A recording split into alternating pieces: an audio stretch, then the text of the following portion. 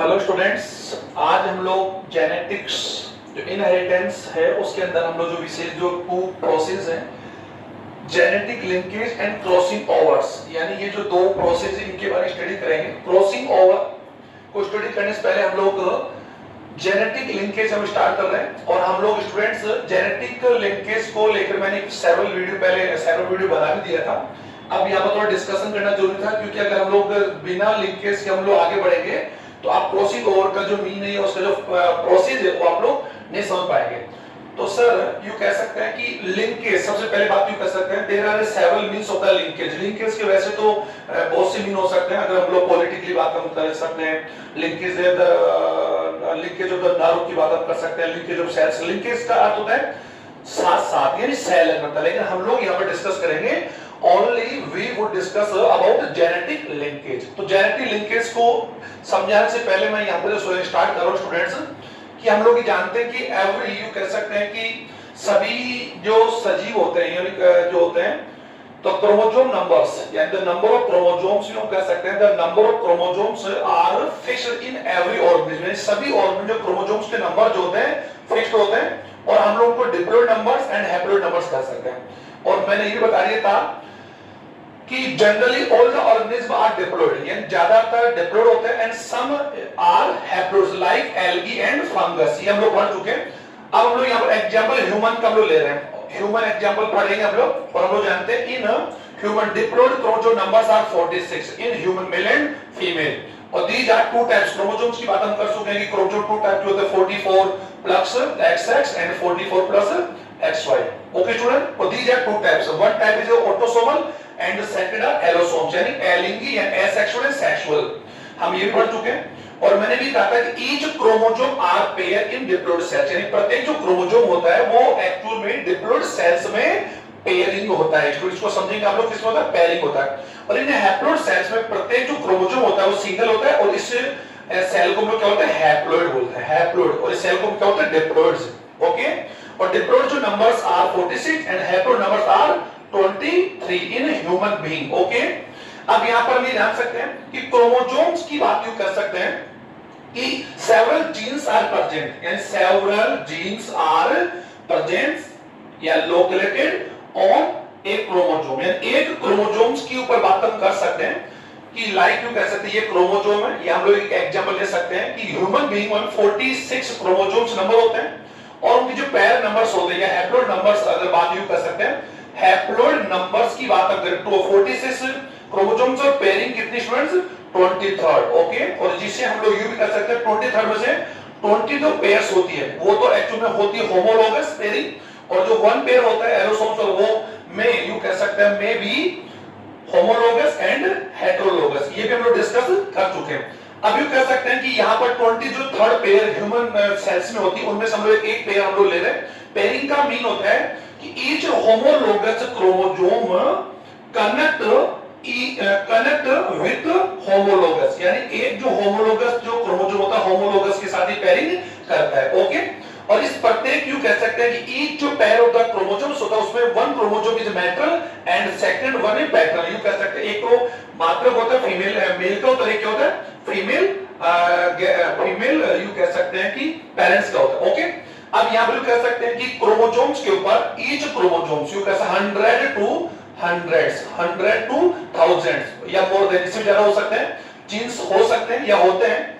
ये जो जीन्स होते हैं वो भी एक्चुअल में क्रोमोसोम की तरह पेयरिंग में होते हैं। ये हम लोग समझ, मैंने बता दिया था कि क्रोमोसोम्स भी पेयरिंग होते हैं और जीन्स आल्सो प्रेजेंट पेयर यानी वो पेयरिंग में होते हैं। तो ये अगर माना जा रहा है क्रोमोसोम्स है और यू कह सकते हैं ये फर्स्ट या यू कह सकते हैं फिफ्थ क्रोमोसोम पेयर है। इसमें यू कह सकते हैं ये क्रोमोसोम फिफ्थ है, ये भी कॉमन क्रोमोसोम कौन सा है फिफ्थ है और बोथ आर होमोलोगस। अब इस क्रोमोसोम की वैल्यू कह सकते हैं इस लोकस पर, ये लोकाई पर जो जीन्स होते हैं मान जा रहा है कि यहां पर जीन्स और जीन्स आइदर डोमिनेंट एंड और रेसेसिव। जीन्स क्या हो सकते हैं या तो रेसेसिव होंगे या फिर क्या होंगे होमोलोगस, सॉरी रेसेसिव या फिर डोमिनेंट हो सकते हैं, प्रभावी या अप्रभावी होंगे। तो ये जीन्स है और माना जा रहा है कि हम लोग दोनों जो जीन्स हम लोग यहां पर ले रहे हैं हम लोग डोमिनेंट ले रहे हैं। ए है, बी है, सी है, डी है, ई है, ये हम लोग जीन्स लिए। इन जीन्स के जो कह सकते हैं कि होमोलॉग जो एलील्स होंगे वो इसी के होमोलॉगस क्रोमोसोम्स के ऊपर होंगे। ये बी है, ये सी है, ये डी है, ये ई और एफ। तो sir it is a pair of chromosome और it is the pairs of the genes. ये जीन्स के पेयरिंग है। अब ये कह सकते हैं कि जीन्स जैसे क्रोमोसोम जो पेयरिंग है वो मैं आपको बता चुका हूं कि क्रोमोसोम जो पेयर हो वो क्या हो सकते हैं students, homologous. Okay, homologous and heterologous, इसको आप लोग समझ पा रहे होंगे।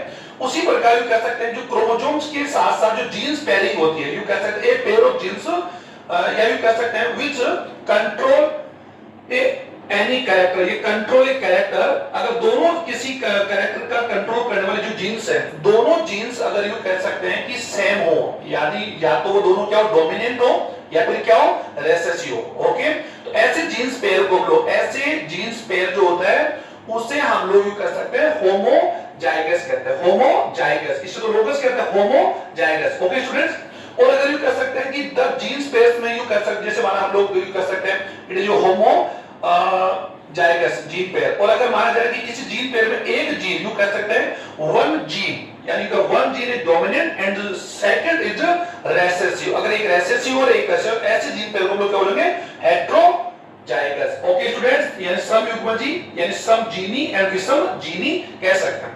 अब हम लोग स्टार्ट करते हैं लिंकेज को। अब आप इसको समझे कि जीन्स आर प्रेजेंस या genes are occur on the chromosomes, यानी क्रोमोसोम्स से जीन्स पाई जाती है और क्रोमोसोम पर जो पाई जाती जो जीन्स होती है, इन्हीं जीन्स को हम लोग हमारी भाषा में कह सकते हैं लिंकेज जीन कह सकते हैं या लिंक्ड जीन कह सकते हैं, यानी उन्हें हम लोग क्या बोल सकते हैं, लिंकेड या लिंकेज जीन कह सकते हैं। तो किसी भी क्रोमोसोम पर, ये जो क्रोमोसोम्स हैं, इन क्रोमोसोम यानी किसी एक क्रोमोसोम्स पर जो जीन्स पाई जाती है, उन्हीं जीन्स को हम लोग लिंकेड जीन कहते हैं। आप इसको समझेंगे, जैसे माना जा रहा है क्रोमोसोम फिफ्थ है, ये फिफ्थ है, और जब यू कैसे गैमेट फॉर्मेशन होता है तो यू कह सकते हैं कि जो क्रोमोसोम पेयर होते हैं यानी सेपरेट ईच अदर, यानी कह सकते हैं the both homologous chromosome of a homologous pair separate each other during the gamete formation।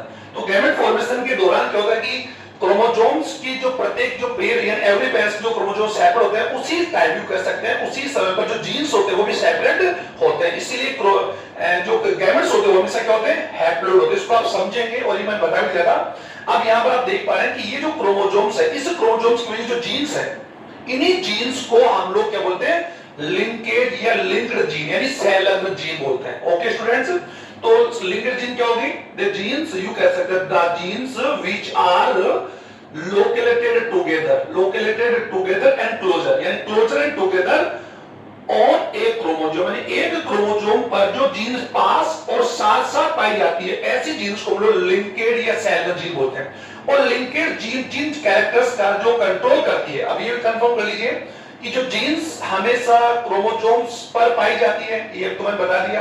और क्रोमोसोम्स दो टाइप के हो सकते हैं, ऑटोसोमल भी हो सकते हैं और एलोसोमल भी हो सकते हैं। तो कॉमनली बात है कि ऑटोसोमल क्रोमोसोम्स जो जीन्स होती है, ऑटोसोमल या एलिंगी एसेक्सुअल क्रोमोसोम्स पर जो जीन्स होती है, which genes control our vegetative characters of the all the organism, यानी हमारे जो वेजिटेटिव या बॉडी के जो सोमेटिक कैरेक्टर्स होते हैं, control by the somatic genes which are ocusomatic या autosomal chromosomes। इसी प्रकार का यू कह सकते हैं एलोसोम जो जीन क्रोमोसोम्स होते हैं एक्स एंड वाई।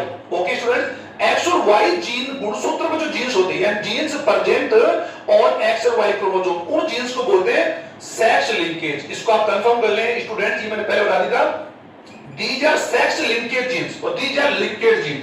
यानी ओके, ये दोनों अलग अलग, हालांकि एक ही बात है, लेकिन यू कह सकते हैं द जीन्स या विच जीन्स occur या found या located on X and Y chromosomes called sex linkage genes। Okay, these are two types, ये दो प्रकार की हो सकती हैं। यू कह सकते हैं कि generally almost sex linkage gene are या genes are located on X chromosome, X chromosome पर जो जीन्स होती है उन्हीं को हम सेक्स लिंकेज बोलते हैं। और which control या determinants of vegetative characters in human being, यानी हमारी यू कह सकते हैं कि सेक्सुअल क्रोमोसोम्स पर पाई जाने वाली वे जीन्स जो सेक्सुअल क्रोमोसोम्स के ऊपर तो प्रेजेंस होती है, ओके, और साथ में यू कह सकते हैं नेक्स्ट जनरेशन टू जनरेशन जो इनहेरिटेंस होती है साथ में होती है। और कॉमनली बात है कि वो हमारी बॉडी के सेक्सुअल कैरेक्टर्स की जगह जो एसेक्सुअल कैरेक्टर यानी बॉडी की जो फिजिकल कैरेक्टर होते हैं या जिन्हें हमारे पास सोमेटिक जो कैरेक्टर्स होते हैं उन कैरेक्टर्स का कंट्रोल करते हैं। ऐसी जीन्स को सेक्स लिंकेज, और सेक्स लिंकेज जीन जनरली या यूं कह सकते हैं कि almost sex linkage gene are located on X chromosome, और एक्स क्रोमोसोम पर यूं कह सकते हैं देयर आर 161 यानी approximately sex linkage genes X chromosome पर कितनी है, लगभग यानी अप्रोक्सीमेटली 161। ओके, और ये जितने जीन्स होती है सभी जीन्स हमारी बॉडी के अंदर सेक्स लिंकेज होती है, और ये हमारे जो वेजिटेटिव कैरेक्टर्स होते हैं लाइक हीमोफीलिया, मायोपिया, यू कह सकते हैं हेड सिंड्रोम या फिर कलर ब्लाइंडनेस, इस प्रकार जो कैरेक्टर्स या डिजीज होते हैं उन सभी के जीन्स इन्हीं क्रोमोसोम पाए जाते हैं। Almost sex linkage genes are recessive and present on x.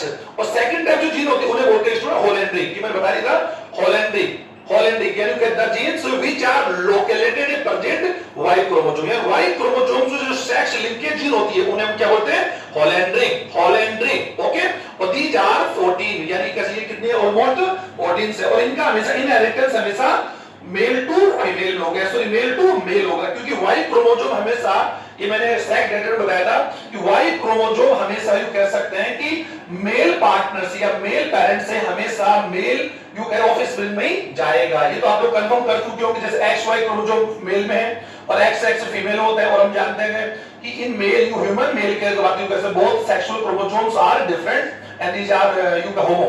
अब इनका जब यू कह सकते हैं कि सेक्स डिटरमिन होगा तो वाई क्रोमोसोम हमेशा नेक्स्ट जनरेशन में हमेशा किसमें जाएगा स्टूडेंट्स, वो हमेशा मेल ऑफस्प्रिंग या मेल जो बेबी को में जाएगा। इसलिए होलेंड्रिक जीन्स का हमेशा इनहेरिटेंस इन यू कह सकते हैं मेल टू मेल यानी मेल टू मेल ही होगा। ये हम लोग पढ़ चुके हैं, इसको डिस्कस नहीं करेंगे।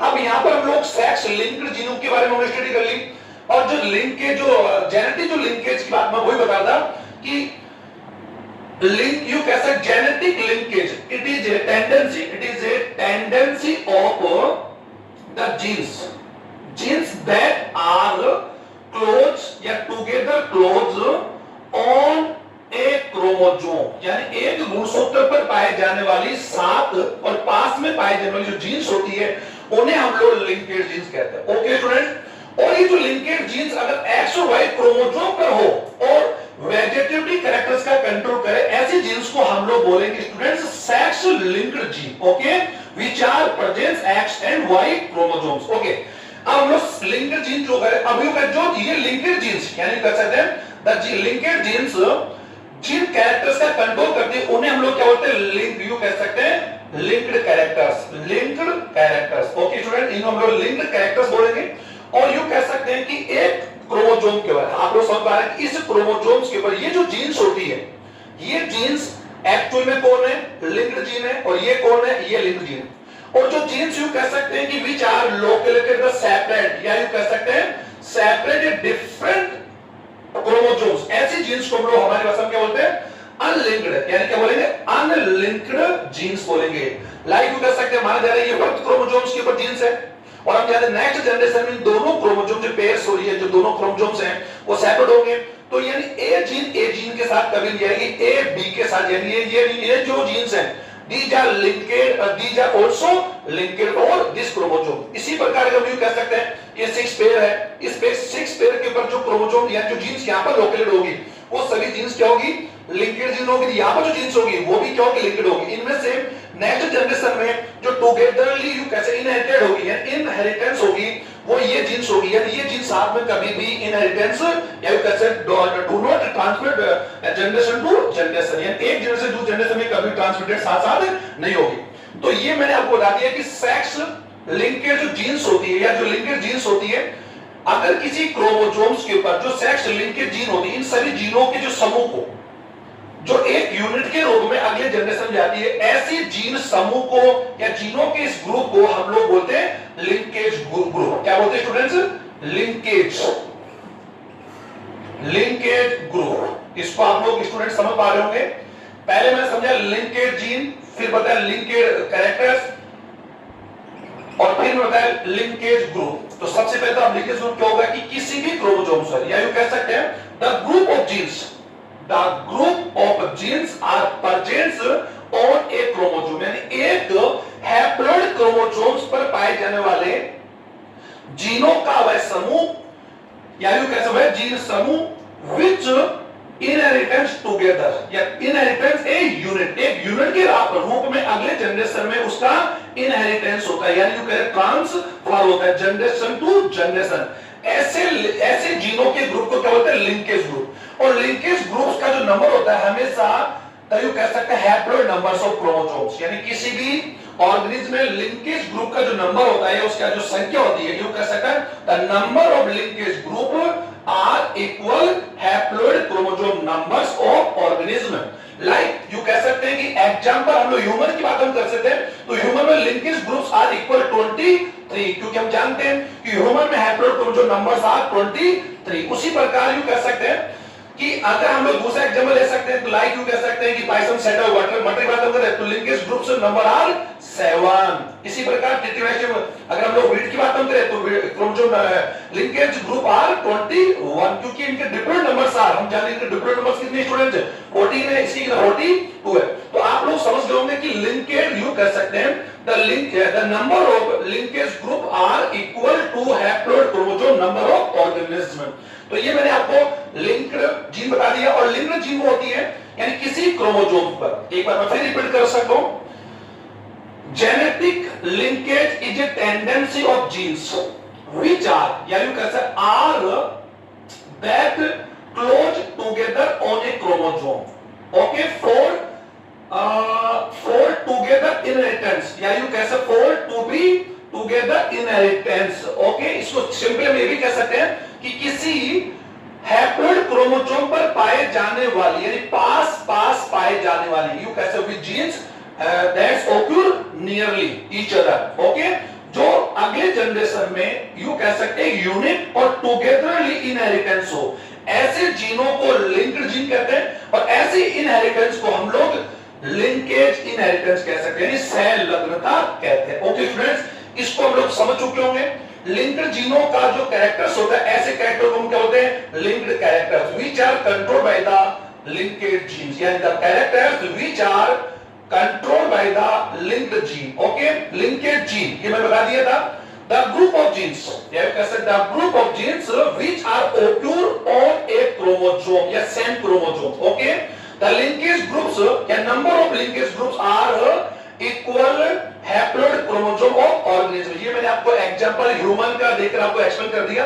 स्टूडेंट अब हम लोग कह सकते हैं सेक्स लिंकेज, ये आप लोगों को या यू कह सकते हैं कि जो लिंकेज है इसके जो यू कह सकते हैं जो इफेक्टेड जो फैक्टर्स हो सकते हैं, यानी factors which effect the linkage, या यू कह सकते हैं ऐसे फैक्टर जो लिंकेज को या सहलग्नता को एक्चुअली क्या करते हैं? प्रभावित करते हैं या कंट्रोल करते हैं। तो यू कह सकते हैं they are several types, you यहां पर मैं यहां लिख रहा हूं फैक्टर्स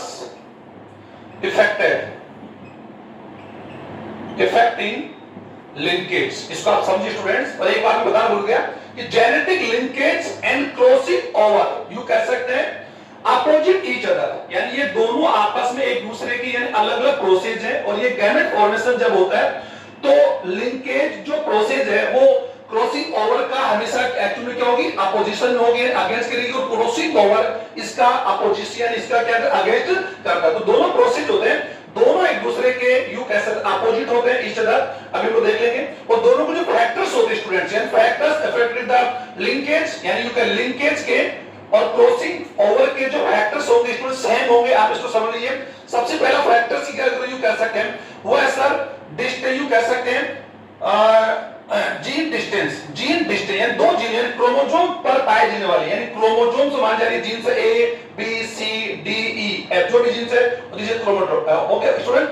अब यू कैसे इन जीनों के बीच में डिस्टेंस है, यानी ये मैटर करता है कि इन जीनों के बीच में लिंकेज यानी दो जीन्स साथ में अगले जनरेशन में इनहेरिटेंस होंगे या इनके बीच में रिकॉम्बिनेशन होगा, ये दोनों भी बताऊंगा आपको।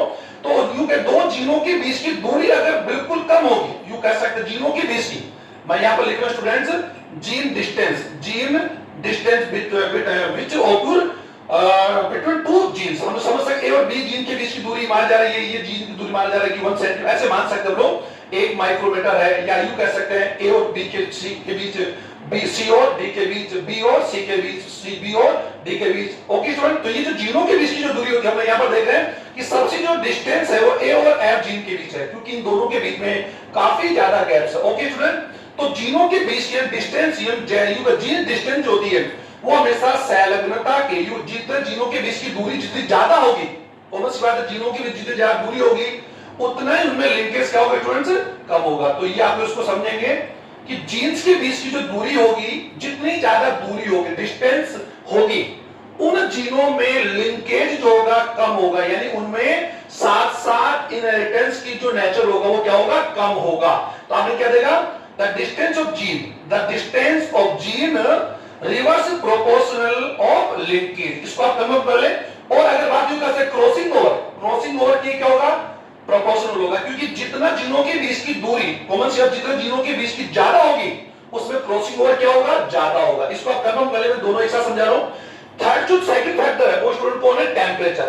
इसको समझे, तो टेम्परेचर यू कह सकते हैं, टेम्परेचर बढ़ने पर, टेम्परेचर बढ़ेगा तो लिंकेज घटेगा और ये क्या होगा, बढ़ेगा।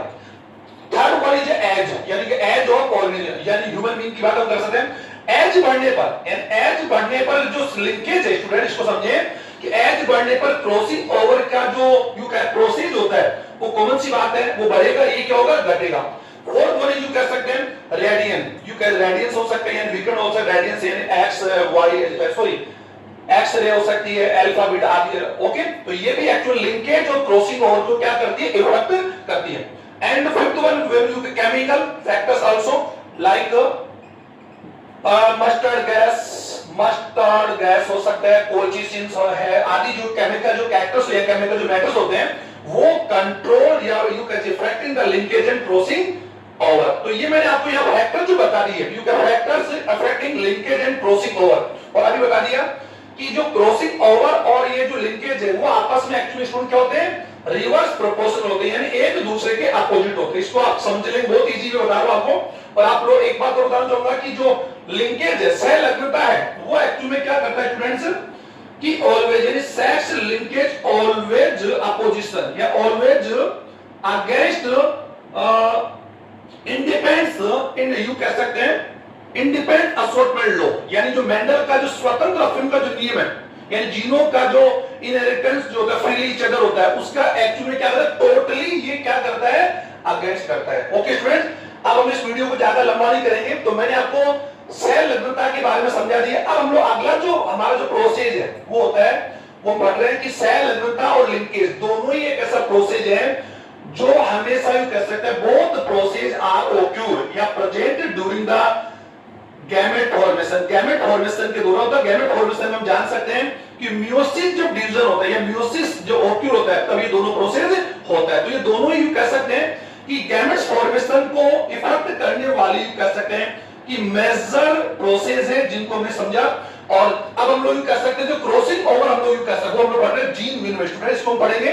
तो जीनों का आदान प्रदान यू कह सकते क्रॉसिंग ओवर इज यू कह सकते हैं it is a process by which exchange of the segments of यानी सेगमेंट्स ऑफ क्रोमोसोम, यानी कह सकते हैं segments of chromosomes between two non sister chromosomes during the gamete formation in meiosis. बहुत simple है, इसको आप समझिए कि गैमेट फॉर्मेशन के दौरान मियोसिस जो डिवीजन होता है, ये मैंने बताया कि meiosis division occur always occur during the gamete formation. और हमेशा ये जो गैमेट फॉर्मेशन होता है वो कहां पर होता है स्टूडेंट्स, गोनेड्स यू कह सकते, जो हमारे प्राइमरी सेक्स ऑर्गन्स होते हैं, टेस्टिस ओवरीज होता है, जितने भी यू कह सकते हैं, चाहे एनिमल्स हो प्लांट्स हो, इन सभी में गैमेट्स का फॉर्मेशन जो होता है वो उनके सेक्स जो ऑर्गन्स होते हैं या जो सेक्सुअल ऑर्गन्स होते हैं उन्हीं में मियोसिस डिवीजन के माध्यम से गैमेट्स का फॉर्मेशन होता है। तो हम लोग समझेंगे क्रॉसिंग ओवर एक्चुअली में क्या बताया मैंने आपको कि अब मैं इसको हिंदी में बोल के बता रहा हूं कि दो समजात गुणसूत्र हो गए, यानी दो समजात जो गुणसूत्र होते हैं, होमोलोगस जो क्रोमोसोम्स होते हैं वो पास आते हैं during the meiosis first prophase. Okay, और उस मियोसिस जो प्रोफेज जो फर्स्ट है उसके अंदर 5 सब स्टेज आर ऑक्यूर या प्रेजेंट होती है। नंबर 1 अगर बात जाइगोटिन है तो जाइगोटिन फेज के अंदर दो होमोलोगस जो क्रोमोसोम्स होते हैं यू कह सकते हैं ईच पेयर हो, यानी प्रत्येक जोड़े का होमोलोगस जो क्रोमोसोम होता है वो एक दूसरे में अट्रैक्ट होकर पास आते हैं। ओके, और पास आने पर यू कह सकते हैं प्रत्येक जो गुणसूत्र होता है, दोनों सब्जा गुणसूत्र वो अपने यू कह सकते हैं each chromosome is consist of 2 chromatids, यानी ये भी कंफर्म है कि क्रोमोसोम्स की नंबर फिक्स है, क्रोमोसोम्स पेयर में होते हैं, और अगर पेयर से दोनों क्रोमोसोम्स अगर इक्वल हो ईच अदर तो ऐसे क्रोमोसोम पेयर को होमोलोगस बोलते हैं। Each chromosome is consist by या कंसिस्ट ऑफ 2 क्रोमेटिड्स, यानी दो, एक गुणसूत्र 2 क्रोमेटिड्स से मिलकर बनाता है, और यू कह सकते हैं कि both chromatids connect with centromere के द्वारा वो क्या होते हैं, जुड़े होते हैं। तो इसमें क्या होता है स्टूडेंट्स, क्रॉसिंग ओवर का परिभाषा क्या होगी कि मियोसिस यानी युग्मक निर्माण यानी जनन क्रिया या गैमेट्स प्रोसेस के दौरान समजात गुणसूत्रों के दो नॉन सिस्टर क्रोमेटिड्स के गुणसूत्री या जीनों के आदान प्रदान की क्रिया को जीन विनिमय कहते हैं। तो जीन विनिमय या crossing over is A you कहते हैं exchange of segments of chromosomes. अभी मैंने बता दिया the crossing over is a exchange of segments of chromosomes between two non-sister chromatids during the gametes formation। gametes formation दौरान एक गुणसूत्र यानी दो समजात गुणसूत्रों के नॉन सिस्टर जो क्रोमेटिड्स होते हैं उनमें जीनों का या डीएनए का या यू कह सकते हैं कि जो सेगमेंट्स होते हैं उनका एक्सचेंज कोई जेनेटिक या क्रॉसिंग पावर कहते हैं। इसको हमें समझाने के लिए मैंने यहाँ पर स्टूडेंट्स दो होमोलोगस क्रोमोसोम दिखाए और मैंने इनको अलग-अलग कलर्स में दिखाया ताकि आप इजी में समझ सकें। बोथ आर होमोलोगस, इस कलर पर आप लोग यू कह सकते हैं कि कलर को माइंड नहीं करेंगे, बोथ आर होमोलोगस, और यू कह सकते हैं ईच क्रोमोसोम, यहां पर देख रहे हैं ये होमोलोगस क्रोमोसोम, इस होमोलोगस क्रोमोसोम की यहां पर क्या हो रहा है, अट्रैक्ट होके पास आ रहा है। और जब ये दोनों पास आते हैं तो यू कह सकते हैं कि they form a pair, they form a pair यानी एक जोड़ा बनाते हैं। ओके सर, इस यू कह सकते हैं this and the pair of chromosomes are called synapse. इस प्रोसेस को हम लोग क्या बोलते हैं स्टूडेंट्स, सिनेप्स बोलते हैं। इसको आप समझेंगे, दिस इज ए सिनेप्स। और synapse is a pair of chromosomes which occur during the gamete formation, gamete formation, और ये कब होता है, मियोसिस फर्स्ट के प्रोफेज फर्स्ट के दौरान होगा। ओके स्टूडेंट्स, और जायगोट इन फॉर्म में होगा, ये आप लोग समझिए इसको। अब उसके बाद क्या होगा कि अब यहाँ पर दो क्रोमोसोम जो क्रोमोसोम आप देख रहे हैं, और ये हम जानते हैं each chromosome is consist of 2 chromatids. ये दोनों जो क्रोमोसोम आप ये देख रहे हैं कि बोथ जो क्रोमेटिड्स होते हैं वो totally separate each other except the centromere. Centromere को छोड़कर पूरा जो कैसे टोटल लेंथ ऑफ क्रोमोसोम्स है उसमें दोनों जो सेगमेंट्स हैं, दोनों जो क्रोमेटिड्स हैं वो एक दूसरे बिल्कुल क्या है स्टूडेंट्स, बिल्कुल सेपरेट। आप देख पा रहे हैं सेपरेट है। इसके बाद क्या होगा, नेक्स्ट प्रोसेस में क्या होगा कि पैचैटिक फॉर्म है यानी मियोसिस फर्स्ट की प्रोफेज की ये कौन सी फॉर्म थी, जायगोटिक, फिर उसके बाद कौन सी फॉर्म आएगी स्टूडेंट, लेप्टोटिक, फिर आएगी पैचैटिक। ओके, जो पैचैटिक है पैचैटिक जो मैंने यहां पर लिखा हुआ था आप लोग समझ गए होंगे, पैचैटिक। पैचैटिक जब स्टेज आती है उस फेज में क्या होता है कि ईच क्रोमोसोम ऑफ सिनेप्स या each chromosome of homologous pair यानी प्रत्येक क्रोमोसोम्स अपने दोनों जो क्रोमेटिड्स हैं उसमें डिवाइड हो जाता है। यानी अभी आपको बता दूं कि यहां पर जो कह सकते हैं कि क्रोमोसोम्स का ये स्टूडेंट क्या है, पेयर। और कितना पेयर है student, one pair of chromosome. इसको आप समझे आराम से कि ये गुणसूत्रों का एक पेयर है। इस पेयर को हम लोग जब दोनों गुणसूत्र अट्रैक्ट हो गए एक दूसरे के रीच क्लोजली तो ऐसे में दे फॉर्म ए पेयर और this is process called synapse. इसके बाद क्या होगा, नेक्स्ट पैचैटिक फॉर्म में जब ये एंटर करते हैं ये क्रोमोसोम्स, ओके, तो ऐसी स्टेज में क्या होता है कि ईच क्रोमोसोम यानी प्रत्येक जो क्रोमोसोम्स है होमोलोगस वो अपने क्रोमेटिड्स में टूट जाते हैं, अलग हो जाते हैं। आप देख सकते हैं यहां पर मैंने इनको दिखाया है, आप इसको आराम से इजी में समझें, मैं इसको बाद बना लूंगा।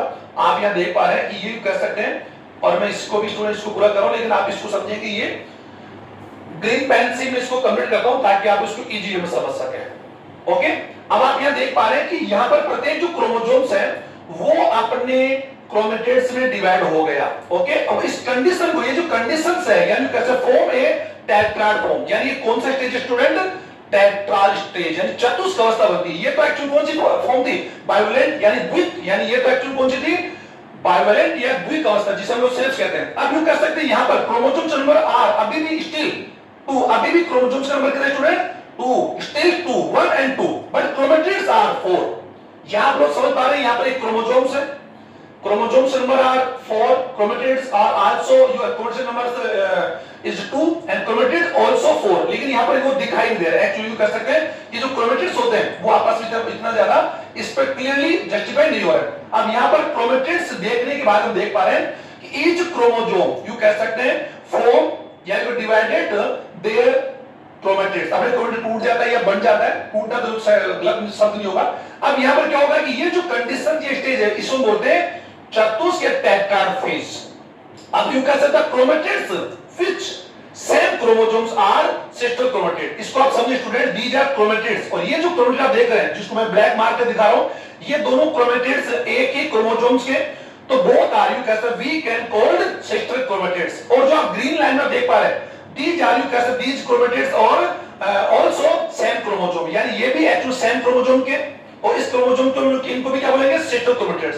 अब वहां पर आप ये देख सकते हैं, यू कह सकते हैं अगर मैं यहां पर इनको नंबरिंग को 1 2 3 and 4, there are 4 chromatids are ovule, okay purchase. इनमें से 1 2 सेक्टर 3 4 सेक्टर, लेकिन 1 और 2 1 and 2 ये कह सकते हैं, sorry second and third chromatids are non sister chromatids, यानी इनको हम क्या बोलेंगे नॉन सिस्टर, क्योंकि सेकंड और थर्ड जो है वो दोनों डिफरेंट क्रोमोसोम के क्रोमेटिड्स है। ओके, तो यहां पर अभी हम क्या बोल रहे हैं कि इस पैटर्न फॉर्म में अभी भी कह सकते हैं chromosomes number still 2 but chromatid number are 4। Okay, अब नेक्स्ट इसकी जो नेक्स्ट फ्रेम में क्या होगा कि यू कह सकते हैं, अब यहां पर आप देख 4 क्रोमेटिड देखो, 4 में से फर्स्ट और जो फोर्थ नंबर का जो क्रोमेटिड्स है दे डू नॉट पार्ट, यानी they do not part in crossing over, इसमें किसी प्रकार का कोई क्रॉसिंग ओवर नहीं होगा।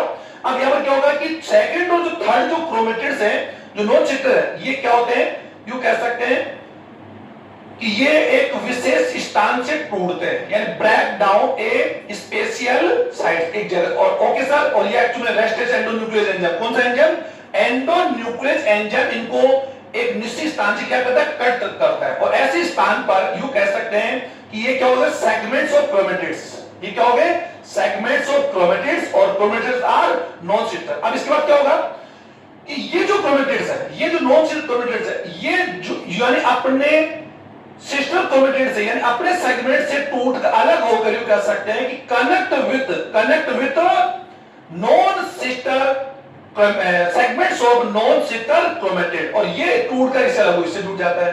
और यहां पर यू कह सकते हैं कि दो नॉन सिस्टर क्रोमेटिड्स जो हैं इनके सेगमेंट्स के बीच में क्या होता है जीनोकाइन जेनेटिक एक्सचेंज होता है, जेनेटिक मैटर का, जिसे आप डीएनए जीन कह सकते हो, एक्सचेंज होता है। और इसी एक्सचेंज में जहां पर जहां एक्सचेंज हो रहा है उस स्थान को या उस स्थान पर एक यू कह सकते हैं कि स्ट्रक्चर फॉर्म होती है जिसे बोलते हैं काइज्मा या काइज्मेटा, काइज्मा या काइज्मेटा आल्सो। ओके, और this is sign is a cross, chiasmata this is sign of the cross. और हम ये जान सकते हैं क्रॉस का मीन होता है कि जब यू कह सकते हैं हम लोग जब किसी स्थान को या किसी भी वस्तु को हम लोग क्रॉस करते हैं, जैसे हम लोग ब्रिज की बात हम करते हैं तो उसको हम लोग बोलते हैं कि हम ब्रिज के ऊपर से गुजर रहे हैं। ओके, तो वी आर अगर यू कह सकते हैं जब गुजरने की जब बात आती है तो ओवर, यानी यू कह सकते हैं ओवर टू, यू कह सकते हैं ओवर की बात यूज करते हैं, ओवर टू ब्रिज की बात हम करते हैं, तो यहां पर जीन आदान प्रदान और इसलिए उनको क्रॉसिंग ओवर का हमने बोले। उसके बाद क्या होगा क्रॉसिंग ओवर होने के बाद भी जो काइज्मेटा होगा move toward to terminal part of the chromosome, यानी मूव होगा या उधर मूव होगा या इधर, यानी मूव होगा। ओके, और इसको हम लोग बोल सकते हैं टर्मिनलाइजेशन।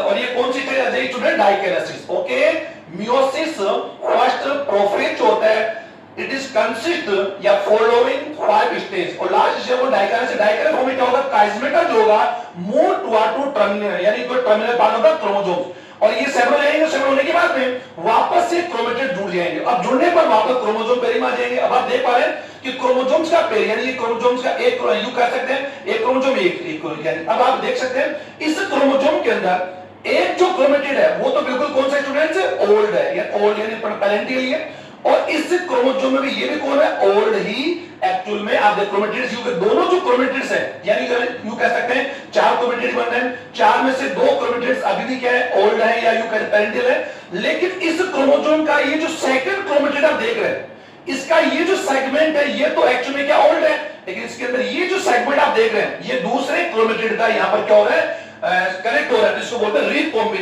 रिकॉम्बिनेशन या क्रॉसिंग ओवर। यानी यहां पर एक क्रोमेटिड जो है वो अपने पुराने क्रोमेटिड्स के सेगमेंट से बदलकर दूसरे सेगमेंट के साथ जुड़कर एक नया कॉम्बिनेशन होता है जिसको बोलते हैं रिकॉम्बिनेशन, और ये recombination help in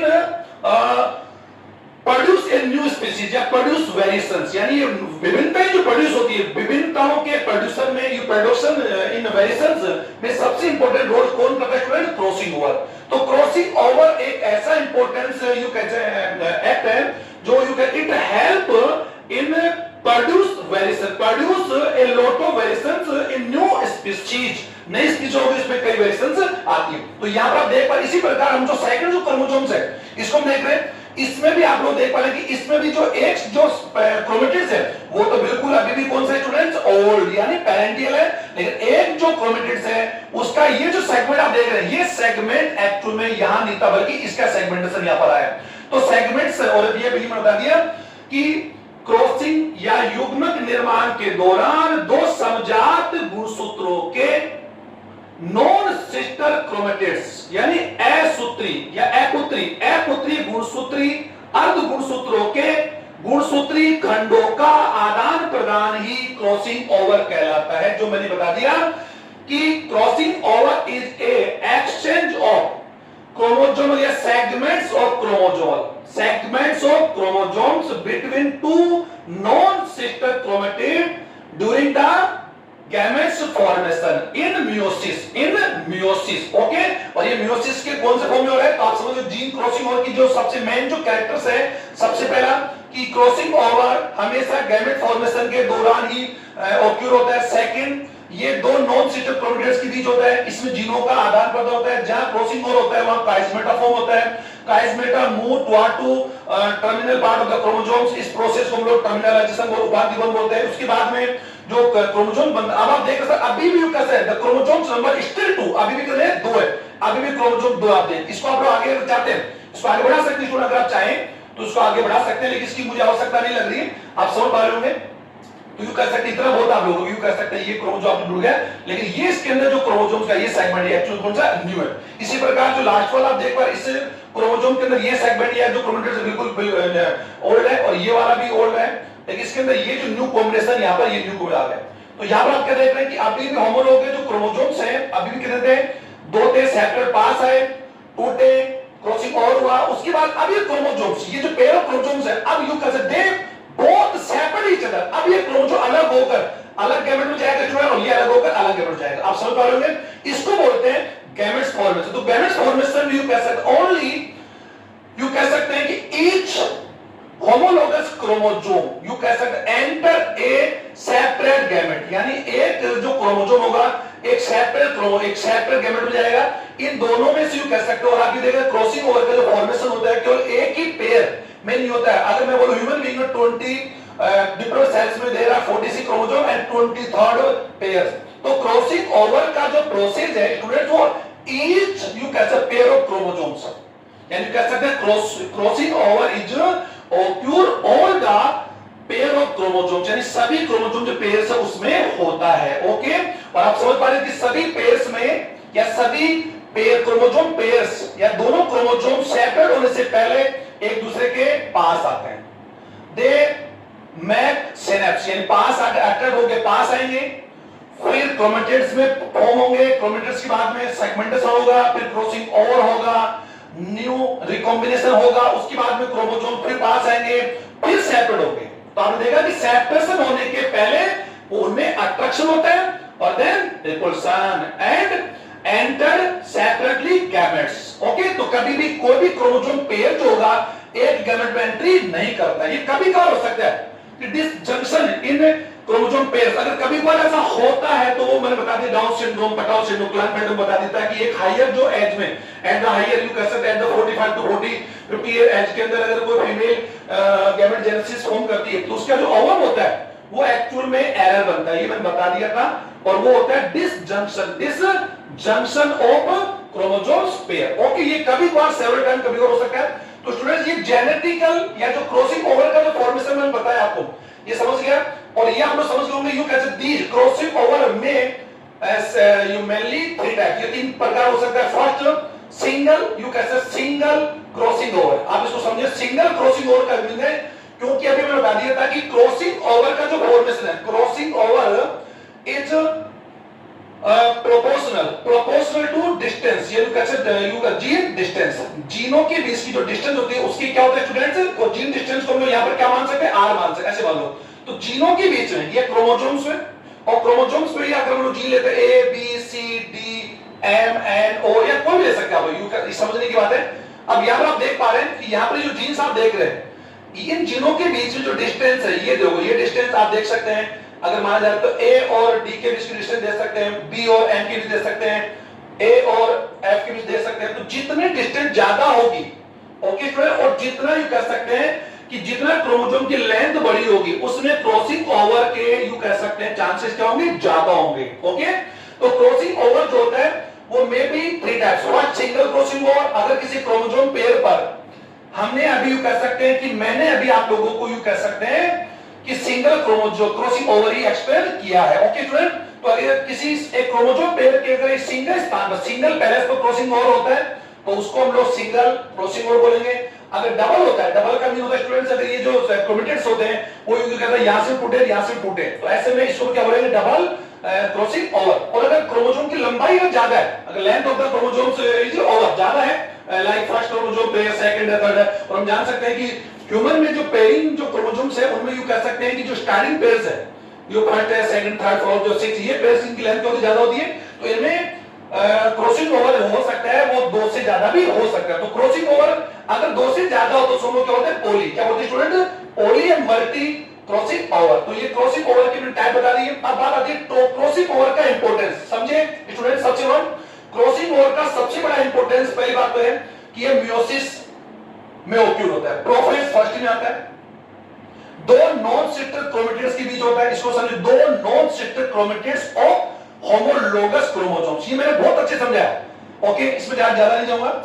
third one, इसका जो इंपॉर्टेंस, अगर बात सिग्निफिकेंस की बात हम करें तो सबसे इंपॉर्टेंट क्या होता है कि क्रॉसिंग ओवर से रिकॉम्बिनेशन फॉर्म होता है, जो भी आप देख पा रहे हैं, यू कैसे स्टूडेंट आप देख पा रहे हैं, दिस इज अ रिकॉम्बिनेशन और दिस इज आल्सो रिकॉम्बिनेशन। और ये जो आप देख रहे हैं, ये फोर्थ वन एंड फर्स्ट जो क्रोमेटिड्स है वो ऑलरेडी पेरेंटियल है, और ये रिकॉम्बिनेशन आ रही है, और ये रिकॉम्बिनेशन एक क्रोमोसोम पेयर में यू कह सकते हैं कि may be occur 1 and more than 1, या एक से ज्यादा जगह भी हो सकती है। मैंने बता दिया, अगर क्रॉसिंग ओवर अगर सिंगल हुआ, सेकंड यू कैसे डबल हुआ, डबल भी हो सकता है और ज्यादा हो सकता है ऐसे में। तो ये जो रिकॉम्बिनेशन होता है, और ये रिकॉम्बिनेशन जो होती है यही एक्चुअल में वेरिएशंस को प्रोड्यूस करती है, और वेरिएशंस को प्रोड्यूस में इसका सबसे important significance of the crossing over अगर है तो वैसा प्रोड्यूस इन वेरिएशंस, ऑर्गेनिज्म जितने वेरिएशंस आते हैं, वेरिएशंस यू कह सकते हैं origin of new species. New species का फॉर्म कब होगा स्टूडेंट्स, जब रिकॉम्बिनेशन फॉर्म होगा, और रिकॉम्बिनेशन फॉर्म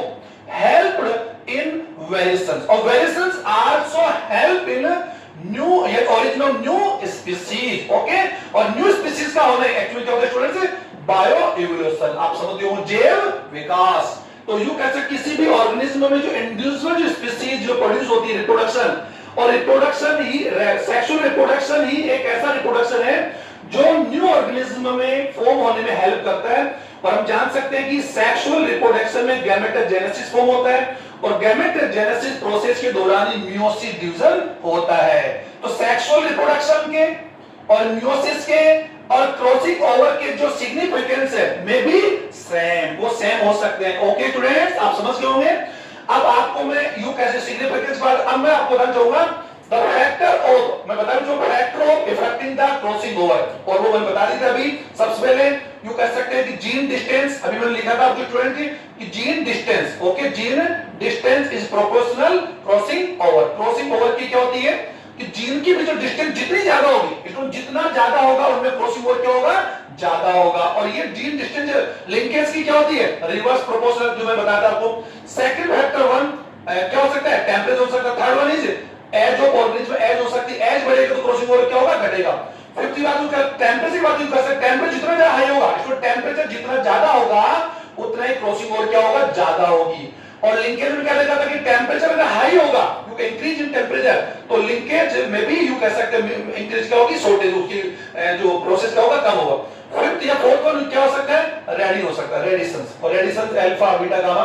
तो रेडिएशंस है, केमिकल्स है, ये जितने भी फैक्टर्स हैं वो सभी लिंकेज एंड क्रॉसिंग ओवर दोनों प्रोसेस को क्या करते हैं स्टूडेंट, इफेक्ट करते हैं। तो मैं इस वीडियो या लिंकेज और क्रॉसिंग ओवर दोनों फॉर्मेशन मैंने इसमें आपको समझाया है, और आप इन सभी के दोनों से रिलेटेड जो क्वेश्चंस हैं उनको अपनी कॉपी में सॉल्व करके इनको आप लोग ड्रॉ करते हुए इनकी क्वेश्चन को सॉल्व करेंगे। स्टूडेंट्स, हमने लिंकेज में सेक्स लिंकेज भर चुके हैं, आपको कंफर्म थोड़ा सा मैं इसमें आपको टाइम दूं, और मैंने सेक्स लिंकेज अभी मैं बोलता सेक्स लिंकेज या सेक्स लिंक्ड जीन जो होती है, यानी which gene presents on X and Y chromosomes, okay, and together inheritance in next generation. कौन सी बात है, अभी हमने पढ़ा जेनेटिक लिंकेज, और जो जीन्स हमारे यूं कह सकते हैं कि एक्स एंड वाई क्रोमोसोम जो ऑलोसोम क्रोमोसोम इन पर जो जीन होती है उन्हें तो बोलते हैं सेक्स लिंक्ड जीन, ओके। लेकिन सेक्स लिंक्ड जो जीन होती है ये determinants of the vegetative characters in human being,